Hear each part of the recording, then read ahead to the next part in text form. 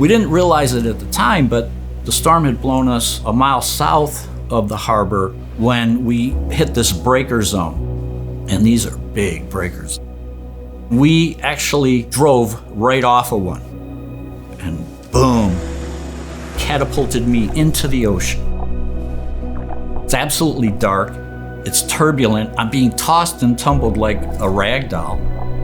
It was probably one of the most ferocious and vicious moments in my life. You can only hold your breath so long. And it isn't long that you try to breathe. And I drown. But there's this pervasive feeling that I'm not alone, that there's something greater there.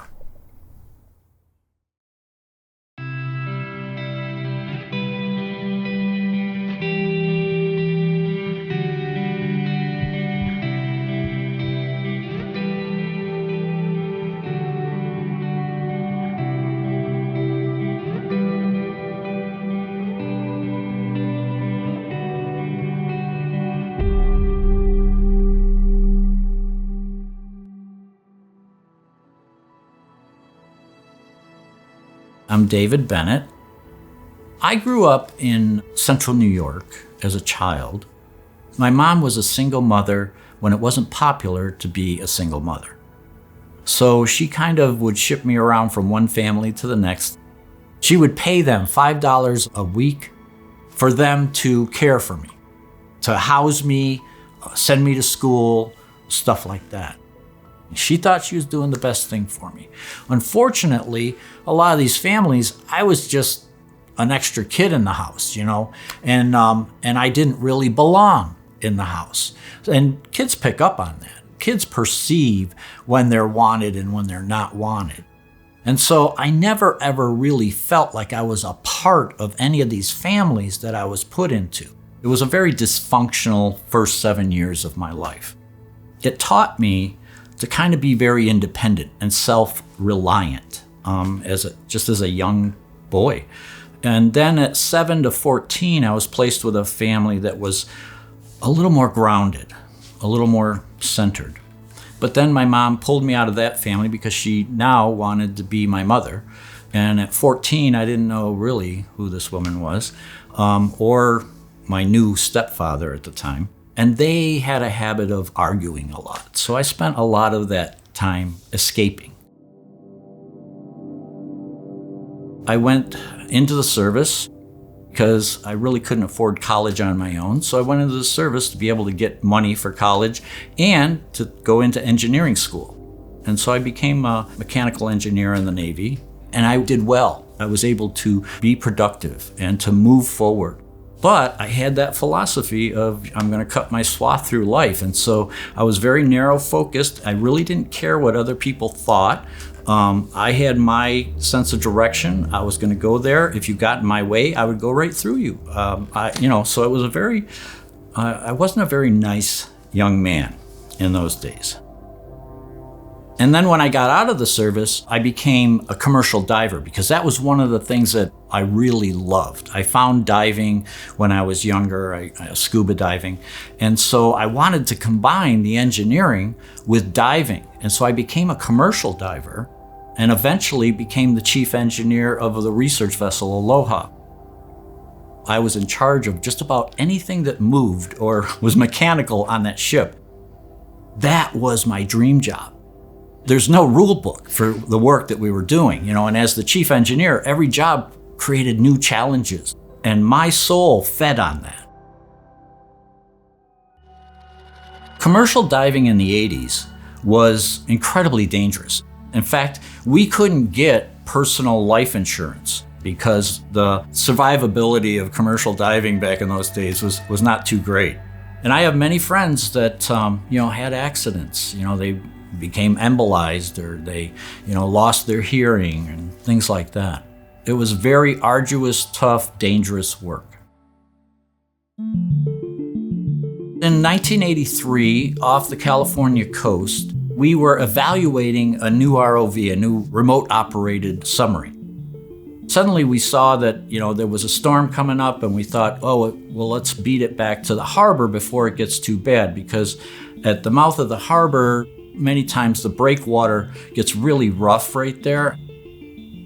We didn't beat the storm.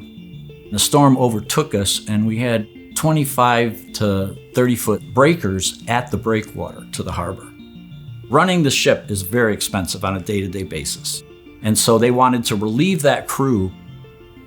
The captain and the design engineers decided that we would put a small boat in the water. It was a rubber Zodiac, which we used to retrieve submarines in heavy seas, and we were really confident in its abilities. The captain this night decided that I would go. I'm the chief engineer. Normally, I do not go on the small boats because I'm in charge of the ship. But because we were just evaluating a submarine, we weren't on a full-blown job, we only had a small deck crew. And so the crew that we had were not familiar with the harbor. So the captain thought, because I'm third officer, I knew the harbor well, that I should go on this trip. We actually went down to the bosun's locker that night and got out life vests. And the life vests had been in that bosun's locker so long they were just encrusted with dirt and debris, and we had to beat the dirt off them just with, to be able to put them on. So we had these big giant pillows wrapped around us, these big orange pillows, and we jumped in the Zodiac and we started heading in.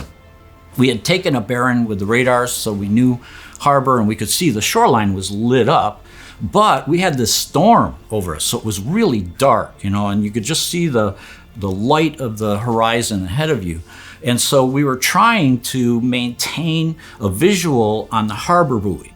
But you got to realize that when you're in these huge rollers that, we would go up on top of a crest, take a bearing on the harbor buoy, and then run down the swell and up on top of the next one, do it all over again. It wasn't very long before we'd lost track of the harbor buoy. We didn't realize it at the time, but the storm had blown us, a mile south of the harbor, and we were still a mile offshore when we hit this breaker zone. And these are big breakers. And we actually drove right off of one and boom, landed in the ocean. And that's when the next one was right above us, came right down on top of us, and when it hit our boat, it folded the Zodiac in half, just like a peanut butter sandwich, and I was in the bow. It catapulted me into the ocean.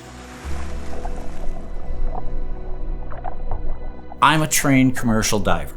I'm not going to panic because I've spent lots of time in the ocean. But this is at nighttime.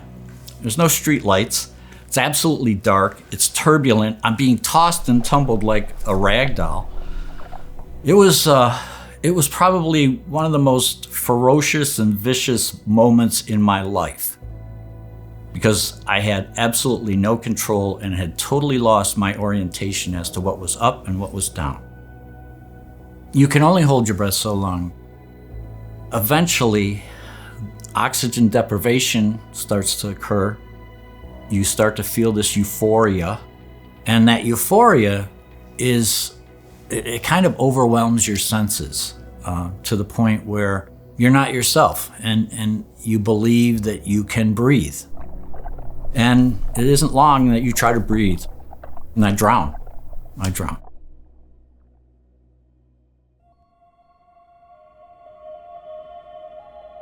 I found myself in this absolute darkness. And you got to realize I was in this ocean that was roiling, you can't imagine the amount of noise that an ocean makes when it's pounding those waves. And so suddenly it's quiet and it's peaceful. I'm not being tumbled and tossed anymore. I'm not cold anymore. I'm comfortable. But there's this pervasive feeling that I'm not alone, that there's something greater there. They teach us about oxygen deprivation. They take us pretty far into the euphoria, but this is way past anything I'd ever experienced. So I'm curious, what is this? I just was in the most violent episode of my life, and now I'm in this peace and this quiet. And then I saw just this tiny little pinprick of light, and it draws your attention, Suddenly there's this light. And I started looking at it, and it felt like it was coming toward me. I was moving toward it. And as I got closer and closer to the light, I noticed that it was like millions upon millions of fragments of light. And they were all interacting with each other. They were, if you've ever seen a school of sardines or something like that, where they all swim in unison, it's like they have one mind. These fragments of light were like that, but they were infinite. At this point, I'm like, whoa, who am I? What am I? Those types of questions. And I looked down and it was like my body was becoming one of these fragments of light. I started feeling these waves of just love. It was like I was being wrapped in this warm blanket of love. It was incredible. Here, we tend to add a lot of conditions to our love. Okay, I'll love you and I expect you to love me back, and that's conditional love. But this love is unconditional, and it pervades everything to the point that it feels like love is the core element that everything is built upon. As I got closer, 3 fragments broke away, and they were welcoming me home.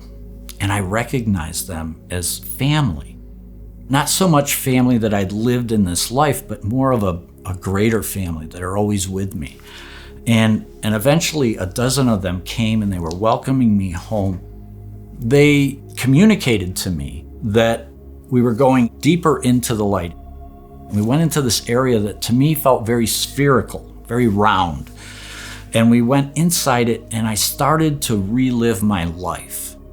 It's more than just a review. It's a re-experiencing of your life.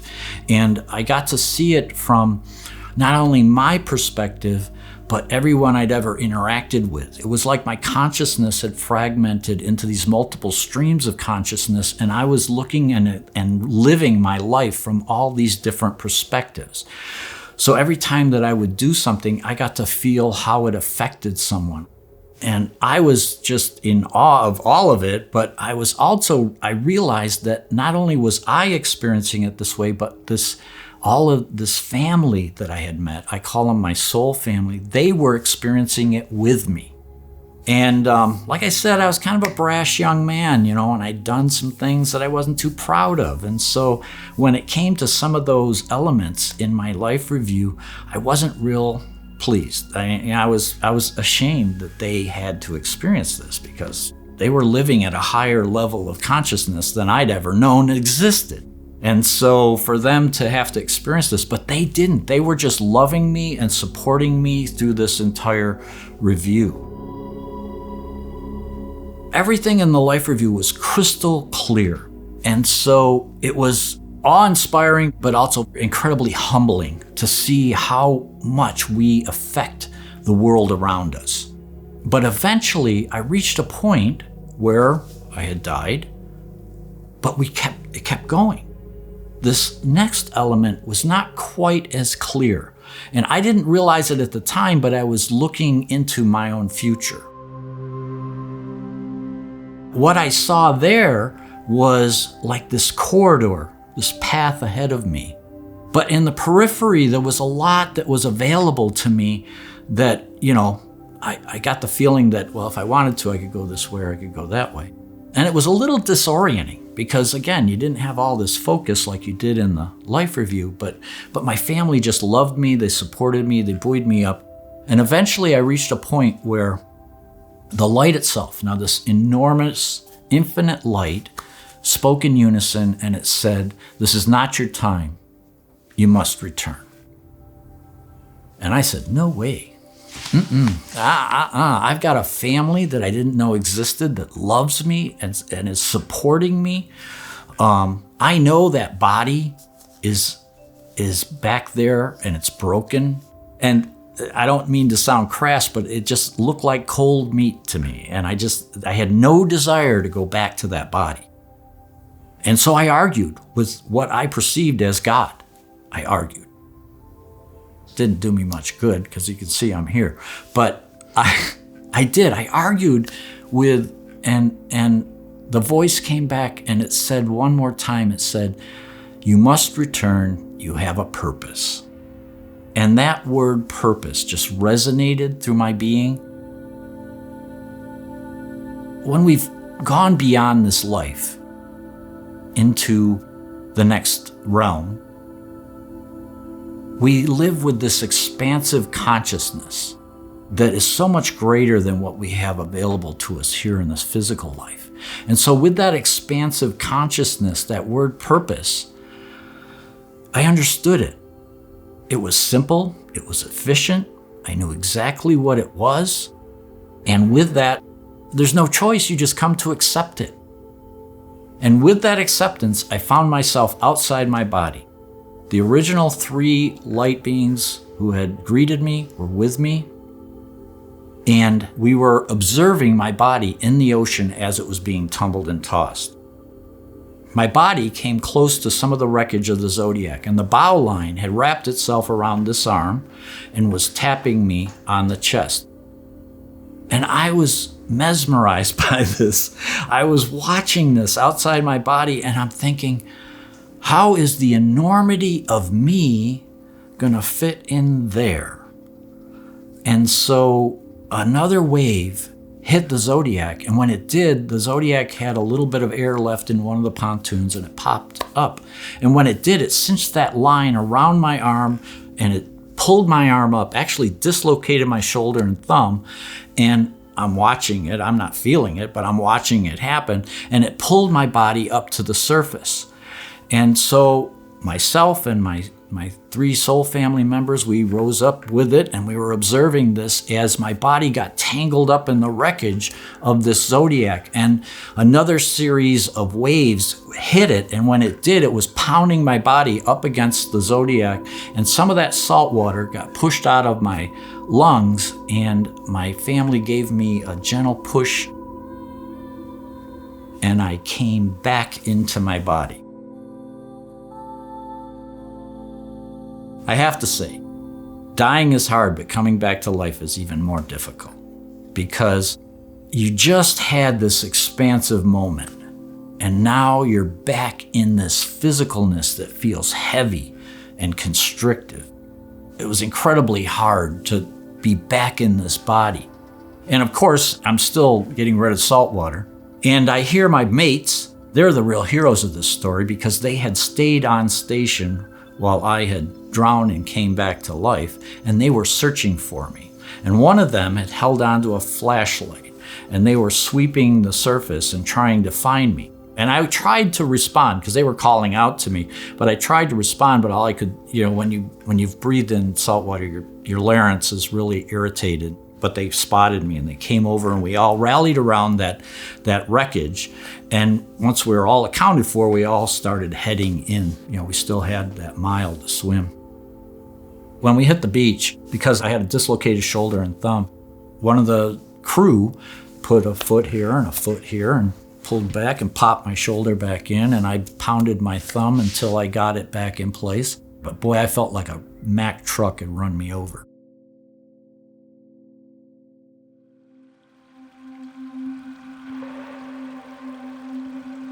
Some of my buddies that were in that ocean with me were saying, Dave, we were looking for you for a long time. You can't hold your breath that long. What happened? And I said, Neptune spit me back. I'd covered up. I just covered up for it. In the world I lived in, commercial diving was incredibly dangerous, and death was a taboo subject. And so we didn't talk about death. So I didn't feel like I could share it with my mates. I didn't feel like I could share it with my family. And so I just I tried to put it away, and I tried to just live with what I could. It scared me. It frightened me. The experience, and that's hard to say for a macho diver guy that I was at the time, but it really rattled me because I didn't have any foundation for this experience. And so I was grasping how to deal with it. And I found that if I just took the elements that I was comfortable with, and then I would just shove the rest of it away, kind of. And the elements that I was comfortable with was in that life review. I was in my mid-20s, and suddenly I saw who I was. I saw, boy, I've got a lot of things to work on, but I could accept this is who I am right here, right now, and I can work on myself to be better. The rest of it, speaking to God, arguing with God, meeting a soul family, I tried to bury it. I like to say that I took it, put it in a box, wrapped it up with duct tape, because divers love duct tape, and wrote on it with a big old marker, do not touch, and shoved it as far back in my mind as I possibly could, and tried to go on with my life.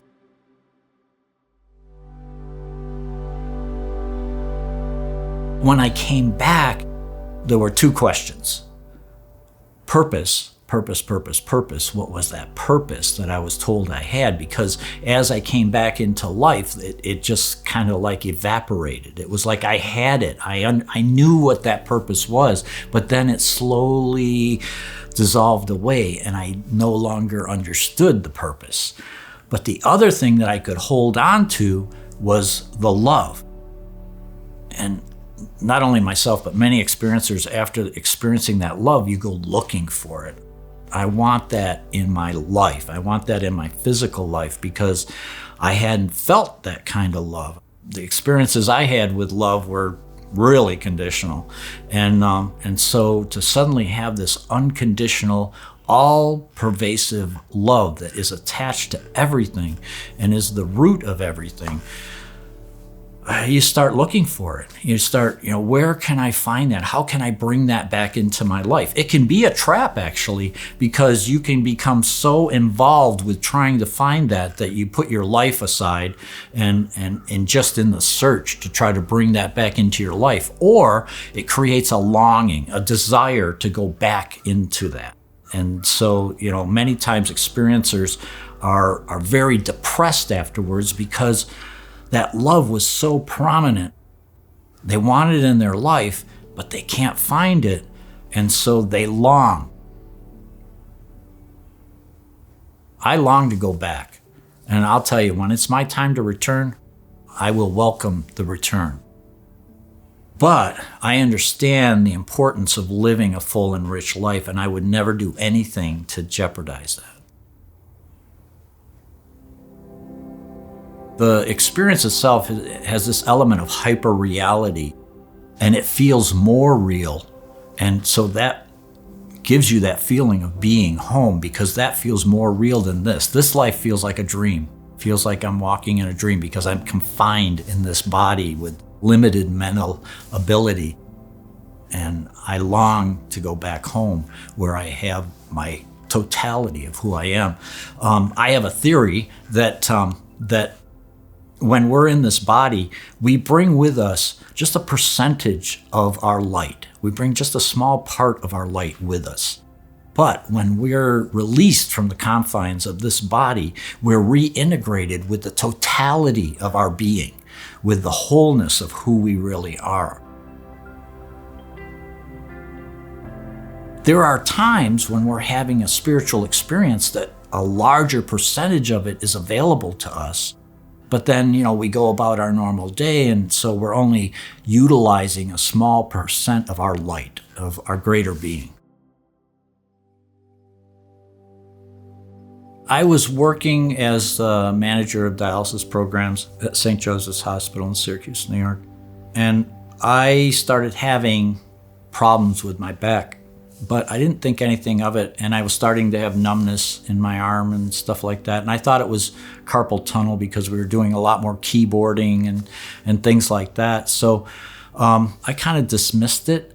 But then all of a sudden, one day in the office, it was like my back exploded. And I was scheduled to have a meeting with one of the vice presidents and directors. And I walked in, I said, I'm in an incredible pain. I'm going to go up to the ED, the emergency department, and present myself. And while in the exam room, the nurse came in. And this is the moment when suddenly I recognized it from my life review. It was like deja vu on steroids. And she's got tears in her eyes, and I know this moment. I know this moment. And so the doctor comes in, and he's kind of hemming and hawing, he's like, well, David, I have to tell you, and he was talking about the masses on my lung and this and that and the other thing. I let him sweat. I kind of let him sweat because I really was kind of playing with the moment to see, is this going to play out like exactly like I know it's going to play out? And it did. It worked out exactly the way I had experienced it in the light. I had stage 4 lung and bone cancer. It started out in my lungs and it metastasized into my spine, ate 2.5 bones of my thoracic, and my spine had collapsed. They did additional tests. They found I had lesions in my hip, my brains, and my kidneys. They, gave me morphine and Percocet to make me comfortable, and they were going to send me home, and they told me to get my affairs in order. I had one doctor that consulted, and he said, yeah, you've got 6 to 8 weeks. But I said no, because I had seen in my near-death experience that I was going to have cancer, but I also saw I was going to live beyond the cancer and that there was purpose attached to it. And so I felt that it was necessary, and this sounds a little odd, but I used a lot of gratitude. This is when I actually started a lot of my gratitude practice. I used gratitude for going through the suffering that I was going through. And a lot of people thought that was nuts. But it's like, if you're going to be grateful, you've got to be grateful for all of life. When you're in gratitude, you reach a level of sincerity that is akin with the divine. In pure gratitude, where you're grateful for everything in your life, you reach that point of stillness so that it allows you to be able to see that pathway forward. And that I was using that as my guidance. And so I was using gratitude as kind of an anchor to help me. And because I was assistant director at the hospital, I was able to put together a healthcare team to be able to treat it. And by this time, I have a pretty strong grasp on my spiritual connection. I used that to look at holistic approaches. How can I balance off the traditional with holistic approaches? And within 6 months, we were cancer-free.